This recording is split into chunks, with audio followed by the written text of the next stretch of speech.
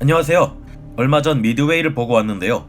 일본의 항공모함에 있는 일장기에 폭탄을 정통으로 박아 폭파시키는 장면은 정말 짜릿했습니다.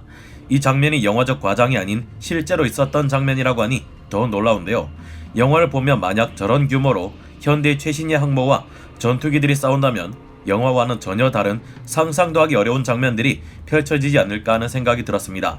더욱이 미래의 전투라면 더욱 예측하기 어려울 텐데요. 무기 전문가들이 말하기를 6세대 전투기를 앞세운 앞으로의 공중전은 그야말로 UFO 같은 전투기들이 펼치는 스타워즈나 다름없을 것이라고 합니다.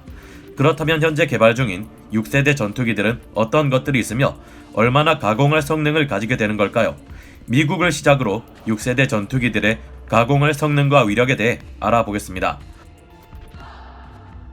현재 우리나라의 주변국들은 극초음속 미사일 개발 경쟁에 박차를 가하고 있습니다. 러시아에서는 속도가 마하 8에 이르는 치르콘 미사일과 마하 10의 속도로 날아가는 킨잘 미사일, 아방가르드 미사일을 개발 중에 있으며 중국에서도 둥펑 17 같은 미사일을 개발 중입니다. 특히 아방가르드 미사일은 정교하게 비행하며 적의 레이더망과 BMD 미사일을 피해 활공할 수 있는 글라이더 탄두를 가지고 있어 무서운데요. 2018년 12월 26일에 시행된 아방가르드 미사일의 테스트에서는 무려 마하 27에 이르는 말도 안 되는 속도를 보여주었습니다. 유리 보르소프 러시아 부총리의 말대로 절대로 요격할 수 없는 무적의 무기인 셈입니다. 다른 미사일들 또한 자체 비행이 가능하며 핵탄두를 장착할 수 있다는 점에서 가장 무서운 무기로 떠오르고 있는데요. 우리에게 가장 큰 위협인 북한에서마저 이 미사일을 개발할 가능성이 점쳐지고 있는 상황입니다. 거미줄보다 촘촘하다고 하는 미국의 미사일 방어망조차도 무력화시킬 수 있다고 알려져 큰 위협으로 여겨지고 있습니다. 미사일로 미사일을 요격한다는 방어 시스템이 작동하기도 전에 눈 깜짝할 사이에 목표를 타격해버리면 이 모든 방어망 시스템이 의미가 없어집니다. 세계 최고의 군사력을 자랑하는 미국이 수세에 몰리게 되는 것일까요? 하지만 결과는 지켜봐야겠습니다. 미국을 포함한 영국, 프랑스에서는 이 같은 극초음속 미사일들에 맞서 이제까지 볼 수 없었던 엄청난 성능의 6세대 전투기를 개발하고 있습니다. 미국은 공군과 해군, 양쪽에서 쓰일 6세대 전투기를 각각의 목적에 맞게 따로 개발하고 있는데요. 첫 번째로 PCA를 살펴보겠습니다. PCA는 미 공군의 6세대 전투기를 말하는데요. 2016년 미 공군 과학자문단은 이 전투기의 목표를 다음과 같이 요구했습니다. 발전된 방공 네트워크가 구축되어 있을 중국과 러시아의 영토에 깊숙이 침투하기 위해 항속거리, 기동성, 무장량, 스텔스 등 모든 면에서 F-22A보다 우수해야 한다는 것이죠. 중국과 러시아의 극초음속 미사일이 아무리 빠르고 무시무시하다 해도 발사하기도 전에 어느샌가 쥐도 새도 모르게 들어온 PCA 전투기에 의해 파괴된다면 무용지물이 되어버리게 됩니다. 불가능해 보이는 일이지만 이 전투기에 탑재될 엄청난 장비들을 보면 생각이 달라지는데요. 첫째로 어떤 유형의 위협이라도 감지할 수 있는 다채널 레이더가 장착됩니다. X, S, L밴드의 레이더를 통합하여 UHF, VHF 등 다양한 전파에 대응한 레이더의 성능을 비약적으로 향상시키는 것이 목표인데요. 다채널 레이더가 장착되면 360도 전방향 레이더를 탑재해 최강의 레이더 탐지 능력을 보유할 수 있게 됩니다.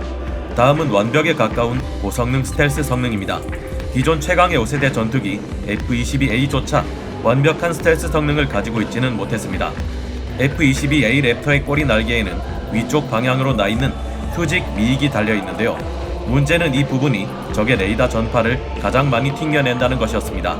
따라서 PCA는 이 수직 미익을 아예 없애버려 완벽 그 자체인 스텔스 전투기로 개발되는 것이 목표인데요. 수직 미익은 원래 자세 제어와 기체 안정화에 도움을 주는 부분인데 문제가 되지는 않을까요? PCA는 추력 편향 엔진만으로 꼬리 날개 역할을 하게 만들 계획으로 설계되었다고 합니다. 전투기가 공중에서 회전하거나 방향을 바꾸기 위해 꼬리 날개 대신 주 날개의 방향타를 장치할 계획이라고 합니다. 애초에 Su-37이나 F-22 같은 기체들만 해도 추력 편향 노즐이 장착되어 있어서 격한 쿨비트 기동이 가능한데요.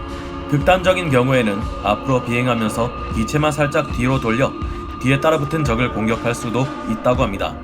그렇다면 PCA의 추력 편향 노즐은 이보다 훨씬 더 발전된 형태일 가능성이 높아 보이는데요.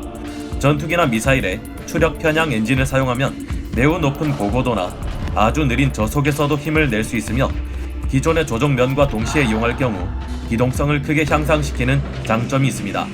꼬리 날개를 없애면 무게 절감 효과도 크다고 하고요. 거기에 엔진 흡입구마저도 전면에서 봤을 때 보이지 않습니다. 엔진 흡입구 또한 적의 레이더 전파를 많이 튕겨내는 부분이기에 이마저도 없애버린 것인데요. 기존의 스텔스 시스템은 통상 레이더에 사용되는 X밴드에 대한 저탐지였기에 L밴드와 S밴드에서는 비교적 쉽게 탐지가 된다는 단점이 있었습니다. 러시아의 PAK-FA에는 L밴드 AESA 레이더가 장착되기 때문에 기존의 스텔스 시스템으로는 이에 걸릴 위험이 있죠. 미국의 6세대 전투기는 이 모든 것에 걸리지 않는 멀티 스펙트럼 스텔스 기체를 목표로 하고 있습니다. 따라서 현존하는 어떤 레이더로도 이 PCA를 탐지하는 것은 불가능할 것으로 보입니다. 다음은 보지도 않고 적에 대한 모든 정보를 조종사에게 제공하는 센서 통합 항전 장비입니다. 이 장비는 F-35에 있는 센서 퓨전의 상위 호환판이라고 할 수 있는데요. 전자식 광학 탐지 장비를 통해 지형뿐만 아니라 적기의 종류, 적이 발사한 미사일 등의 3차원 형상을 구현하게 됩니다. 여기에 인공지능형 전자체계가 탑재되기까지 하는데요. 센서 통합 항전 장비와 통합된 체계로 센서 통합 항전 장비에서 제공한 정보를 바탕으로 최선의 공격 방법을 제시합니다. 다양한 공격 선택지를 승률과 함께 제시하기 때문에 조종사는 가장 성공 가능성이 높은 선택을 쉽게 내릴 수 있게 되는데요. 이와 같은 고성능 센서와 사전에 수집된 정보들, 인공지능 컴퓨터의 분석이 합쳐지면 놀라운 정보를 알 수 있게 됩니다. 적이 내뿜는 파장을 분석해서 적이 어떤 기체인지, 어떤 무장을 갖추고 있는지, 어떤 임무를 띠고 있는지까지 보이지 않는 곳에서 모두 알 수 있게 된다고 합니다. 모든 정보를 파악했다면 본격적으로 공격을 시작해야 하겠죠. PCA가 갖추고 있는 무기는 바로 레이저인데요. 현재 러시아나 중국 등이 개발하고 있는 극초음속 미사일이 아무리 빠르다고 해도 음속의 20배 정도입니다. 시속으로 따지면 시속 24,480km인데요. 하지만 레이저의 속도는 빛의 속도인 초속 2억 9,979만 2,458m입니다. 조준만 정확하다면 쏘는 즉시 명중한다고 볼 수 있습니다. 미국은 항공기에 고출력 레이저포를 장착해 탄도미사일을 부스터 단계에서 요격한다는 ABL, 즉 에어본 레이저를 실험한 적이 있습니다. 실험 당시 최고 고도에서도 A4 용지만을 정확히 맞춰 태우는 놀라운 정확도를 보여주었는데요.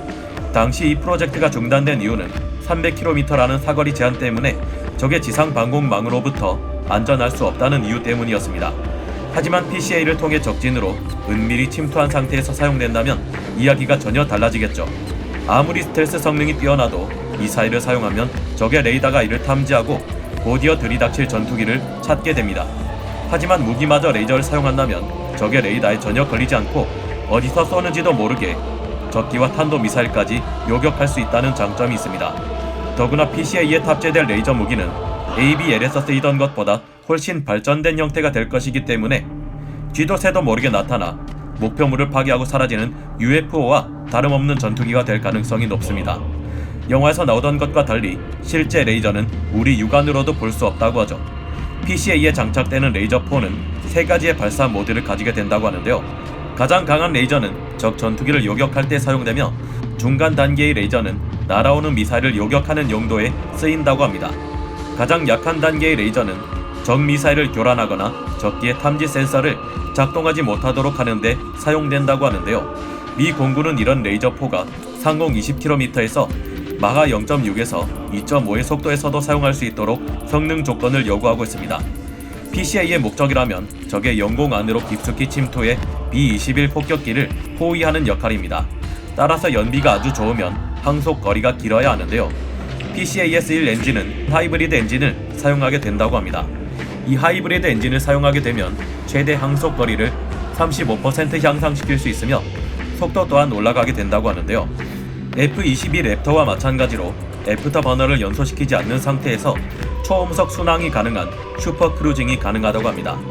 미국은 아직 최고 속도를 정하지 않았지만 최대 이륙 중량 45톤에 시속 3,000km 이상으로 비행할 수 있도록 개발할 방침이라고 합니다. 다음은 FA-XX입니다. PCA가 미 공군의 6세대 전투기라면 FA-XX는 항공모함에 탑재되는 미 해군용 6세대 전투기입니다. 2030년경 퇴역하는 FA-18EF와 EA-18G를 대체할 계획인데요. PCA와 마찬가지로 투직 미익이 없는 가오리 구조 동체를 가진 쌍발기 형태를 띠고 있습니다. 공군용인 PCA와의 가장 큰 차이점이라면 해군용인 FA-XX는 항속 거리보다 빠른 속도에 초점을 맞추고 있다는 것입니다. FA-XX는 항공모함에 탑재되어 매우 빠른 시간 안에 적의 거점을 타격하고 돌아올 수 있도록 하는 것이 목적이기 때문입니다. 미국 해군 참모총장은 FA-XX는 5세대 전투기와는 달리 기동성, 스텔스성보다는 뛰어난 센서와 다양한 신무기를 이용해 적의 방공망을 압도하며 전투력을 신무기 성능을 통해 구사하겠다고 밝혔는데요.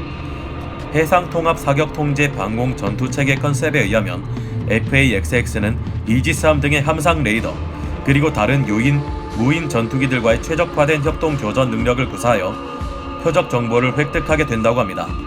이를 통해 고가, 고성능의 무기를 운용하면서도 전투기마다 탑재되는 불필요한 센서를 줄일 수 있고 이는 곧 비용의 절감으로 이어진다고 합니다. 무인기로 전환할 때는 사람이 타는 조종석을 빼고 센서 모듈로 교체하는 방안까지 검토되고 있는데요. PCA와 같이 레이저 무기를 사용하게 되며 혁신적인 통신 기술, 초음속 순항, 전자기기 입자가 배열된 표면 등 여러가지 신기술의 등장이 예상됩니다. 미국의 6세대 전투기들은 기본적으로 무인기이며 필요시에는 조종사를 탑승시킬 수 있도록 개발 중이라고 합니다. 이 전투기의 운용 방식은 한두 개의 유인기와 무인기 20대가 함께 비행하는 것인데요. 무인기들은 자신들이 가진 자동 체제로 운용되며 유인기는 이런 프로그램들을 조정하고 운영하며 전장에서의 지휘를 맡게 된다고 합니다. 사람이 타고 있는 PCA 한 대가 발견된다면 주변에는 여러 대의 무인기로 편성된 하나의 편대가 숨어 있다는 이야기가 되겠네요. 하지만 이런 엄청난 성능의 6세대 전투기를 개발 중인 것은 미국뿐만이 아닙니다. 다음에 전투기를 다루게 되면 영국의 6세대 전투기 템페스트, 중국이 개발하고 있는 JXX, 프랑스가 개발 중인 미그 31에 대해서도 다뤄보려고 하는데요. 미국의 6세대 전투기와 비교해 어느 것이 더 효율적이고 강력한 전투기일지 비교해보는 것도 재밌을 것 같네요. 앞으로의 공중전은 지구가 아닌 우주 밖에 근접한 초고고도에서 이루어질 것이라고 하죠. 레이저를 난사하며 보이지 않는 곳에서 나타났다가 전장을 파괴하고 사라지는 전투기라니 이제는 전투기들의 싸움이 정말 스타워즈 속 전쟁과 같아지는 것 같습니다. 다음 시간에 다시 돌아오겠습니다. 감사합니다. 영상을 재밌게 보셨다면 구독, 좋아요, 알림 설정 부탁드리겠습니다.